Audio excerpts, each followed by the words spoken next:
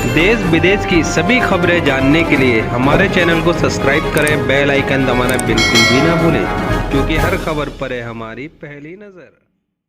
नमस्कार, Corbett bulletin news में आपका स्वागत है। मैं हूँ हिना इकबाल खान। चलिए बात करते हैं आज की खास खबरों की। खबर हल्द्वानी से है। आज हल्द्वानी बनभूलपुरा के इंदिरा नगर वार्ड नंबर 33 में शोएब अहमद विधानसभा प्रत्याशी समाजवादी ने ऑफिस का फीता काटकर शुभारंभ किया, जिसमें कार्यालय के सभी पदाधिकारियों एवं समर्थकों के साथ आम जनता का मुंह मीठा कर बधाई दी। शोएब अहमद से जब जन मुद्दों पर बात की गई तो उन्होंने बताया, जिस तरीके से आज तक उत्तराखंड में भाजपा और कांग्रेस ने मिलकर लूटा है और बेवकूफ बनाया है, चाहे वह मलिन बस्तियों का मामला हो या फिर ट्रेंचिंग ग्राउंड का मामला हो या फिर कांग्रेस के द्वारा लगवाए गए बनभूलपुरा में रेलवे के खंभों का मामला हो या फिर रेलवे के द्वारा लगाए गए मुकदमों को वापस लेने का मामला, सबकी सब मसलों में कांग्रेस ने जनता को गुमराह करने के अलावा कोई और काम नहीं किया है। सिर्फ वोट लेने के नाम पर ही छलावा किया है। शोएब अहमद ने कहा, अब जनता जाग चुकी है, अब वो कांग्रेस के झांसे में नहीं आने वाली है। अब अगर हम बात तो रोड, बिजली, पानी, सभी लोगों की समस्याएं का समाधान करना हर विधायक का काम होता है, जो लेना जनता का जन्मसिद्ध अधिकार है, जिसको कोई भी नहीं छीन सकता। आने वाली 10 मार्च को इसका जवाब खुद ही मिल जाएगा। आगामी 14 फरवरी को मतदान को लेकर सभी जनता से साइकिल के चुनाव चिन्ह वाले 8वें नंबर पर बटन दबाने का आह्वान भी किया। आप देख रहे हैं हल्द्वानी से संवाददाता समी आलम की रिपोर्ट। फिलहाल खबरों में इतना ही। ऐसी ही छोटी बड़ी देश विदेश की खबरें जानने के लिए हमारे चैनल को सब्सक्राइब करें, शेयर करें, बेल आइकन दबाना बिल्कुल भी ना भूलें, क्योंकि हर खबर पर है हमारी पहली नजर। जैसा कि हम देख पा रहे हैं, इस समय विधानसभा चुनाव का माहौल चल रहा है और काफी लोग आपके साथ जीतते चले जा रहे हैं। किस तरीके से आप देख पा रहे हैं हल्द्वानी विधानसभा सीट, किस तरीके से देख पा रहे हो, जीतने के बाद में क्या क्या करेंगे? देखिए, मैं आपके चैनल के माध्यम से सबसे पहले ये कहना चाहता हूँ, ये बड़ी खुशनसीबी समझूंगा जहाँ पर मैं पैदा हुआ और जिन लोगों के बीच में दो चुनाव हारा हूँ और जो चुनाव हारने के बाद लोगों ने गलत फहमी उड़ाई थी, एक अफवाह उड़ाई थी कि ये भाग जाएगा यहाँ से, तो कम से कम जिन लोगों ने मेरे साथ जुड़े थे 17 में, आज उनका तो वो इज्जत मैंने बरकरार रखी है कि मैं हारने के बाद भी अपने क्षेत्र से पिछले 5.5 साल से हटा नहीं हूँ। उन लोगों की पहली चीज़ ये मैंने खारिज करी है, उन विपक्षी दलों की।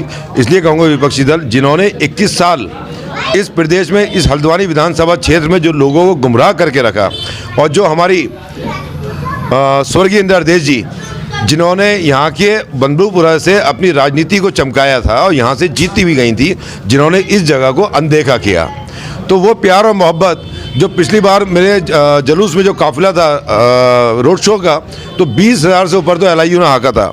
तो जब 20,000 से ज़्यादा आदमी जब जुलूस में था, तो वो आदमी कम कैसे हुआ, उसकी वजह बताना चाहता हूँ आपको कि यहाँ के नेताओं की नींद उड़ गई थी कि हमने जो वहाँ के नेता थे, जब वो नेता हमारे साथ आ गए तो अचानक इतनी भीड़ कहाँ से आ गई।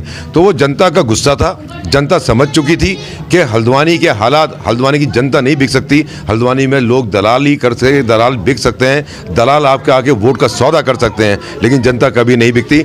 जो मैडम इंदिरा हृदयेश जी ने जिस तरह से वादा करा था और ये कहा था कि रेलवे का मुकदमा भी ख़त्म हो गया है, आपको मालिकाना हक भी दे दिया है, गफूर बस्ती को मलिन बस्ती भी घोषित कर दिया, वो इतना बड़ा सफ़ेद झूठ, इतना बड़ी घोषणा करके जो मेरा जुलूस था, जो मेरे साथ में काफिला जुड़ा था, उसकी हिम्मत तोड़ी गई थी वो सारा झूठ बोल के। और उस झूठ बोलने के बाद, जीतने के बाद नेता प्रतिपक्ष बन के रही हमारे इसी हल्द्वानी की विधानसभा से जाने के बाद, तो उन दलालों को मैं ये पूछना चाहता हूँ, जो दलाल वोट डलवाने आते हैं बनभूलपुरा में, जो कहते हैं कि यहाँ का वोट बिकता है, हम खरीदेंगे, हम 5 साल मेहनत नहीं करेंगे, 15 दिन पहले आके पैसों से वोट खरीदेंगे, तो मैं कहना चाहता हूँ यहाँ का इंसान नहीं बिकता, यहाँ का आदमी ज़मीन नहीं बेचता।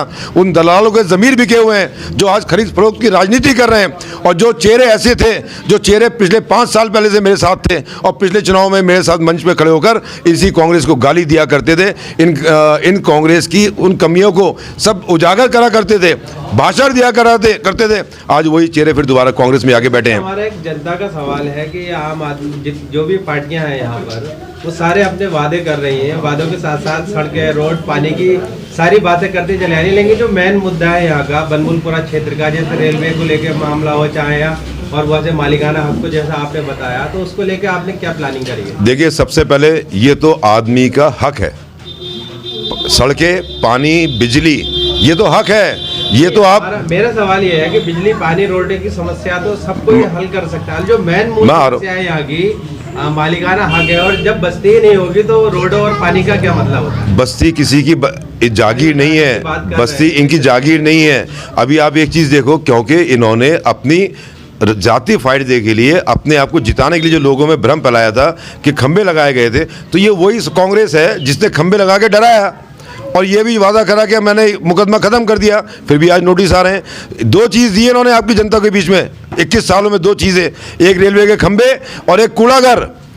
ये है बनमुलपुरा की वोट की जीत का नतीजा। उसके बाद ये तीसरा एक डाकखाना हुआ करता था बनमुलपुरा में, एक डाकखाना जो आज कहीं बहुत पुराना था, वो डाकखाना भी इसी कांग्रेस की सरकार में हटा यहाँ से।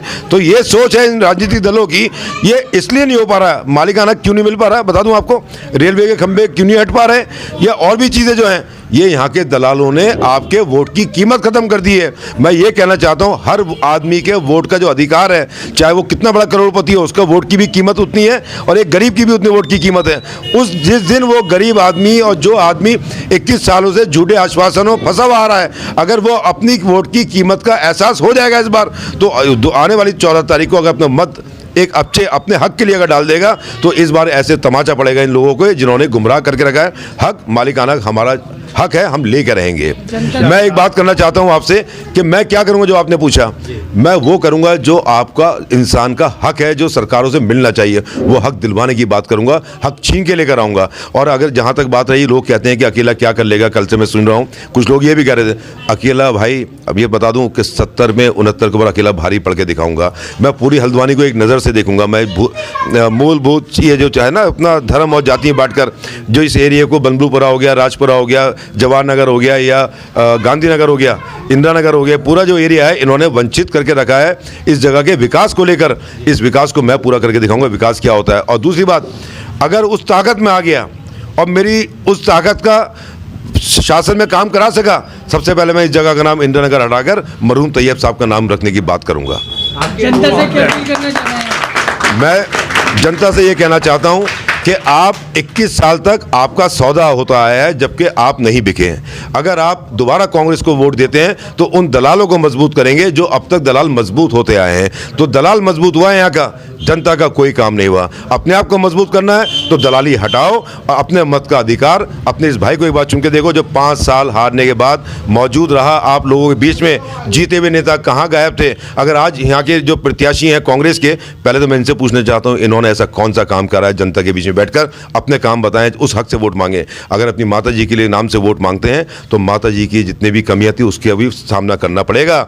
जनता नाराज है माता जी से, जनता के झूठे वादों का जवाब देगी माता जी वोट के रूप में। अगर तुम अपने नाम पे वोट मांग रहे हो तो अपने काम बताओ, जनता के बीच में 5 साल कहाँ थे? आज इलेक्शन में बीच में वोट मांगने आ रहे हो। अब जनता उजागर हो गई, जो जनता के बीच में रहेगा हक वोट पर उसी का होगा।